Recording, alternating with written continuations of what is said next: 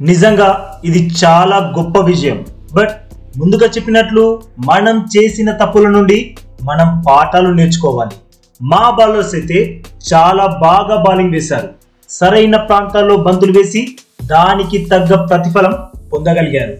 First inning లో minimum 100 పరుగుల ఆధిక్యం సంపాదించాలి అనుకున్నాం. కానీ చివరి 6 వికెట్లు ఒక్క పరుగు కూడా చేయకుండా కోల్పోవడం బాధ కలిగించింది. ఇక సిరాజ్ వేసిన ఆ అద్భుతమైన స్పెల్ ని మనం తరచూ చూడలేం. మేం పరిస్థితుల్ని సింపుల్ గా ఉంచాలి అనుకున్నాం, మిగతాదంతా పిచ్ చూసుకుంటుంది అని. అయితే డెఫినెట్ గా మహమ్మద్ సిరాజ్ కి ఇంకా జస్ప్రీత్ బుమ్రాలకు క్రెడిట్ ఇవ్వాల్సిందే. ముఖేష్ ప్రసిద్ధ్లకు కూడా అన్ని విధాలా అండగా నిలిచారు. మనం ప్రపంచంలోని ఇలాంటి చోటుకు వచ్చి ఆడడం చాలా కష్టమైన పని. కానీ మన టీం ఇండియా బయట కూడా ఇలాంటి super performance ఇస్తున్నందుకు గర్విస్తున్నా.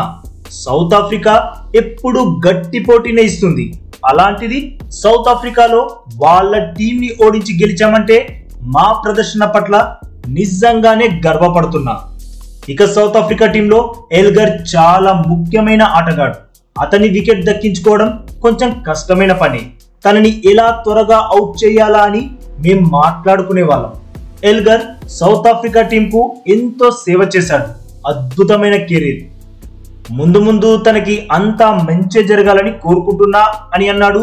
South ఆఫ్రికాను second test లో ఓడించాక హిట్ మ్యాన్ రోహిత్ శర్మ.